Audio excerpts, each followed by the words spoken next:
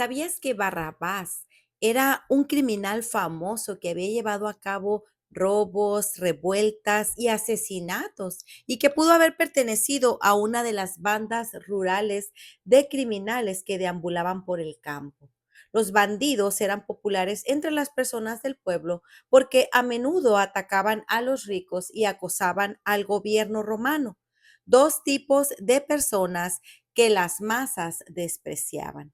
Hoy estamos en nuestro día 37 de nuestro plan de estudio leyendo el Nuevo Testamento y Salmos en un año. Oramos juntos. Gracias te damos, amado Señor, por este día, Padre. Te pedimos que tu Espíritu Santo nos ayude en esta lectura. Danos sabiduría, Señor, ilumina nuestras mentes. Enséñanos a meditar en tu palabra, a ponerla por obra en nuestra vida diaria. En el nombre de tu Hijo amado Jesucristo te lo pedimos y decimos amén. Mateo 27. Jesús es entregado a Pilato. Cuando llegó la mañana, todos los principales sacerdotes y los ancianos del pueblo celebraron consejo para dar muerte a Jesús. Y después de atar a Jesús, lo llevaron y lo entregaron a Pilato, el gobernador. Muerte de Judas.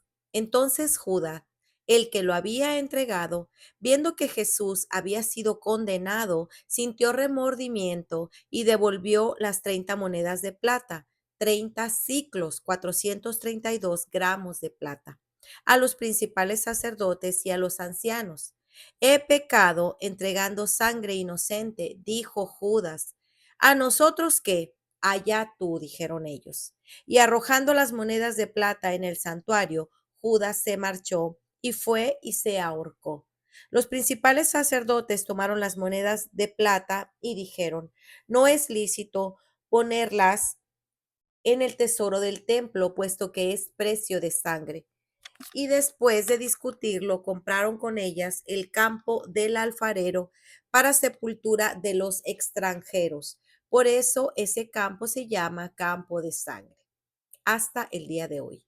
Entonces se cumplió lo anunciado por medio del profeta Jeremías cuando dijo, y tomaron las 30 monedas de plata, el precio de aquel cuyo precio había sido fijado por los israelitas, y las dieron por el campo del alfarero, como el Señor me había ordenado. Jesús ante Pilatos. Jesús fue llevado delante del gobernador y éste lo interrogó. ¿Eres tú el rey de los judíos? Tú lo dices, le contestó Jesús. Al ser acusado por los principales sacerdotes y ancianos, nada respondió. Entonces Pilato le dijo, ¿no oyes cuántas cosas testifican contra ti? Jesús no le respondió ni a una sola pregunta, por lo que el gobernador estaba muy asombrado. Jesús o Barrabás. Ahora bien, en cada fiesta, el gobernador acostumbraba a soltar un preso al pueblo, el que ellos quisieran. Tenían entonces un preso famoso llamado Barrabás, por lo cual, cuando ellos se reunieron, Pilatos les dijo, ¿a quién quieren que les suelte? ¿A Barrabás o a Jesús llamado el Cristo? Porque él sabía que lo habían entregado por envidia. Y estando Pilato sentado en el tribunal, su mujer le mandó aviso diciendo, no tengas nada que ver con este justo, porque hoy he sufrido mucho en sueños por causa de él. Pero los principales sacerdotes y los ancianos persuadieron a las multitudes que pidieran a Barrabás y que dieran muerte a Jesús. El gobernador les preguntó de nuevo, ¿a cuál de los dos quieren que les suelte? Ellos respondieron a Barrabás. Pilato les dijo, ¿qué haré entonces con Jesús llamado el Cristo? Sea crucificado, dijeron todos. Pilato preguntó, ¿por qué? ¿Qué mal ha hecho? Pero ellos gritaban aún más, sea crucificado.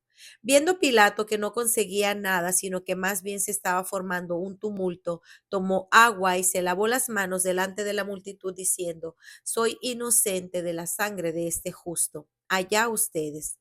Todo el pueblo contestó, caiga su sangre sobre nosotros y sobre nuestros hijos. Entonces le soltó a Barrabás y después de hacer azotar a Jesús, lo entregó para que fuera crucificado. Los soldados se burlan de Jesús. Entonces los soldados del gobernador llevaron a Jesús al pretorio y se reunieron alrededor de él a toda la tropa romana. Después de quitarle la ropa, le pusieron encima un manto escarlata y tejiendo una corona de espinas le pusieron sobre su cabeza y con una caña en su mano derecha y arrodillándose delante de él le hacían burla diciendo: Salve, rey de los judíos. Le escupían y tomaban la caña y lo golpeaban en la cabeza. Después de haberse burlado de él, le quitaron el manto, le pusieron sus ropas y lo llevaron para ser crucificado. Y cuando salían, hallaron a un hombre de Cirene llamado Simón, al cual obligaron a que llevara su cruz. La crucifixión. Cuando llegaron a un lugar llamado Gólgota, que significa lugar de la calavera, le dieron a beber vino mezclado con hiel, pero después de probarlo no lo quiso beber. Y habiendo crucificado a Jesús, se repartieron sus vestidos echando suertes y sentados lo custodiaban ahí.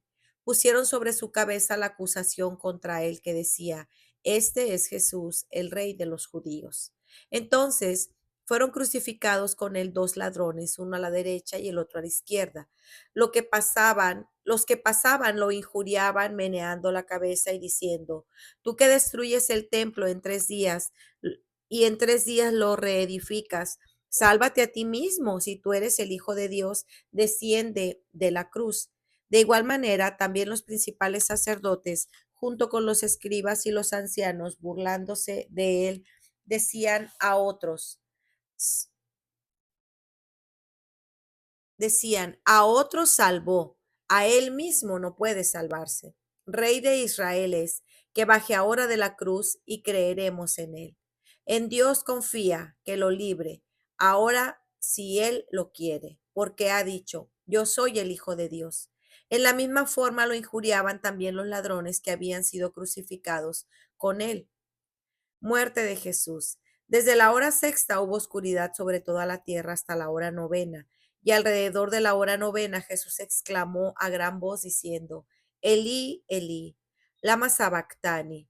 Esto es: Dios mío, ¿por qué me has abandonado?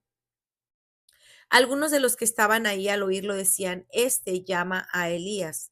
Al instante uno de ellos corrió y tomando una esponja, la empapó en vinagre y poniéndola en una caña, le dio a beber. Pero otros le dijeron: Deja, veamos si Elías lo viene a salvar. Entonces Jesús, clamando otra vez a gran voz, exhaló el espíritu. En ese momento el velo del templo se rasgó en dos de arriba a abajo, y la tierra tembló y las rocas se partieron, y los sepulcros se abrieron y los cuerpos de muchos santos que dormían resucitaron.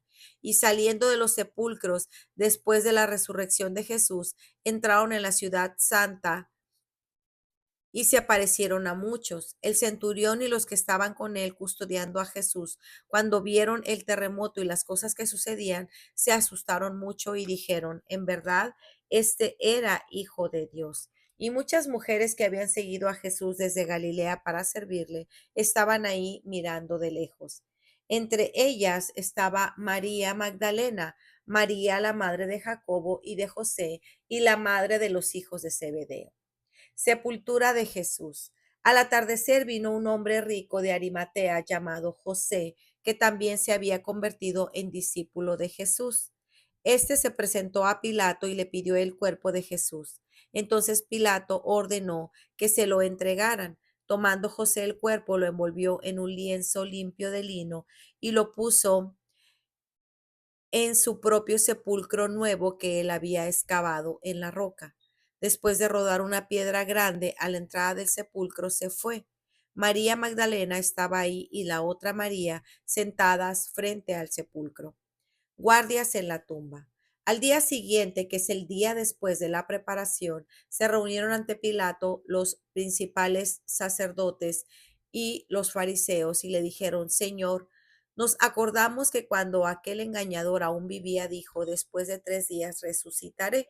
Por eso ordene usted que el sepulcro sea asegurado hasta el tercer día, no sea que vengan sus discípulos, se lo roben y digan al pueblo: Él ha resucitado de entre los muertos, y lo último y el último engaño será peor que el primero. Pilato les dijo, una guardia tienen, vayan, asegúrenlo como ustedes saben, y fueron y aseguraron el sepulcro, y además de poner guardia, sellaron la piedra. Para reflexionar. Mateo 27 nos conduce al momento más solemne y trascendental de la historia, el juicio, la crucifixión, la muerte y la sepultura de nuestro Señor Jesucristo. Cumpliendo las profecías mesiánicas del siervo sufriente, Isaías 53 y Salmo 22, este capítulo nos lleva al juicio más injusto de la historia. El Hijo de Dios es entregado a manos de hombres. Es el clímax del rechazo humano y al mismo tiempo la manifestación más gloriosa del amor divino. En este capítulo encontramos no solo un registro histórico, sino una profunda revelación del corazón de Dios y de la condición del corazón humano. Este es un texto que demanda que nos examinemos, que contemplemos con reverencia y que respondamos con fe. Número uno, el juicio ante Pilato y la condena de Jesús. Jesús es llevado ante Pilato y la condena Jesús es llevado ante Pilato, el gobernador romano. Ahí se encuentran tres grupos. Los líderes religiosos, movidos por envidia, incitan a la multitud contra Jesús. Pilato, aunque reconoce la inocencia de Cristo, intenta mantenerse más neutral y la multitud, que días antes gritaba Hosana, ahora clama, crucifícale. En este juicio vemos una profunda ironía. El inocente es condenado y el culpable, Barrabás, es liberado. Este intercambio es una poderosa imagen del Evangelio. Jesús toma nuestro lugar, el justo por los injustos, para llevarnos a Dios. Primera de Pedro 3:18. Pilato intenta lavarse las manos, pero delante de Dios no hay neutralidad. O estamos con Cristo o estamos contra Él. Mateo 12:30. ¿Dónde nos encontramos tú y yo en esta escena? ¿Con los religiosos que odian la verdad? ¿Con Pilato deseando no involucrarse o con la multitud fácilmente influenciada? Nunca sigas a la multitud, recuerda, sigue la verdad. El llamado para nosotros es claro, no podemos ser espectadores indiferentes ante el Hijo de Dios crucificado. Nuestra respuesta lo cambia todo. Número dos, remordimiento o arrepentimiento. El caso de Judas. Judas, quien entregó a Jesús, sintió remordimiento al ver que lo condenaban. Pero el remordimiento no es lo mismo que el arrepentimiento. El remordimiento reconoce la culpa, pero no lleva al perdón ni a la vida. El arrepentimiento verdadero es un dolor profundo por haber ofendido a Dios, acompañado de un cambio de corazón y de dirección. Judas cargó con su culpa sin acudir al único que podía liberarlo. Murió sin comprender la gracia.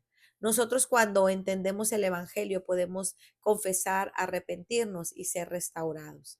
La crucifixión y la muerte. Jesús fue golpeado, escupido, burlado y despojado de su dignidad.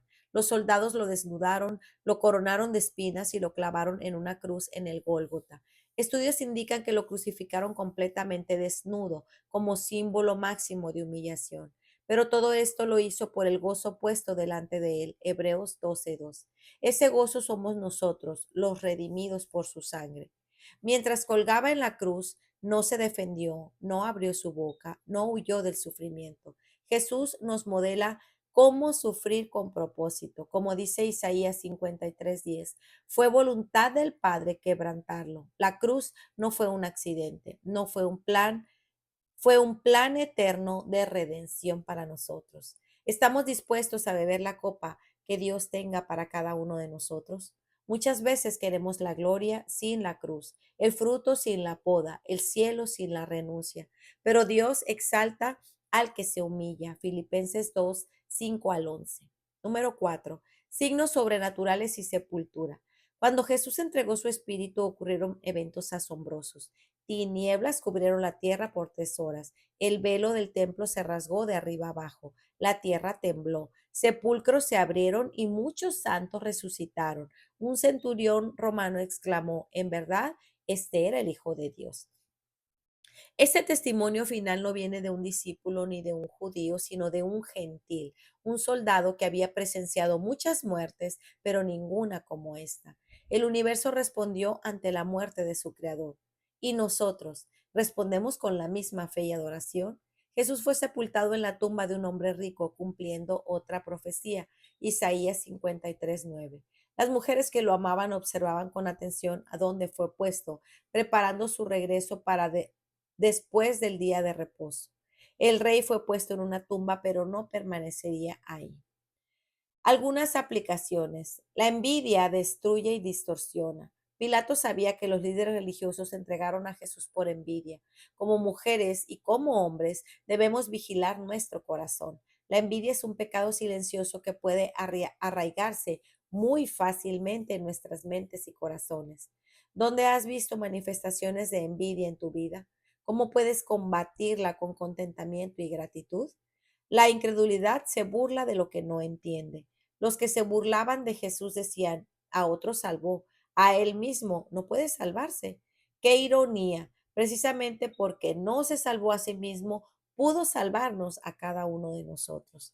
A veces también nosotros dudamos de la obra de Dios, especialmente cuando no entendemos sus caminos. Pero Dios no nos llama a entender todo, sino a confiar. Creámosle a Él. El dolor de una madre, María al pie de la cruz. María presenció el sufrimiento de su hijo, entendía todo lo que ocurría. Probablemente no, pero confiaba en el Dios que le había dicho, este niño ha sido puesto para caída y levantamiento, y una espada traspasará aún tu propia alma. Lucas 2, 34, 35. Padres, estamos dispuestos a entregar a nuestros hijos al Señor, incluso si eso implica dolor. Podemos confiar que sus vidas están seguras en las manos de Dios. No hay mejor lugar para ellos que en su voluntad. Para meditar. Mateo 27 no solo habla del sufrimiento de Cristo, sino nos confronta con nuestra propia respuesta ante Él. ¿Es la cruz el poder de Dios para ti? Primera de Corintios 1:18 dice que para los que se pierden la cruz es locura, pero para los que creen es poder de Dios. Jesús, el Verbo eterno, el autor de la vida, fue entregado, crucificado, condenado por amor. Su muerte en el camino para restaurarnos con el Padre y abrirnos las puertas del nuevo Edén.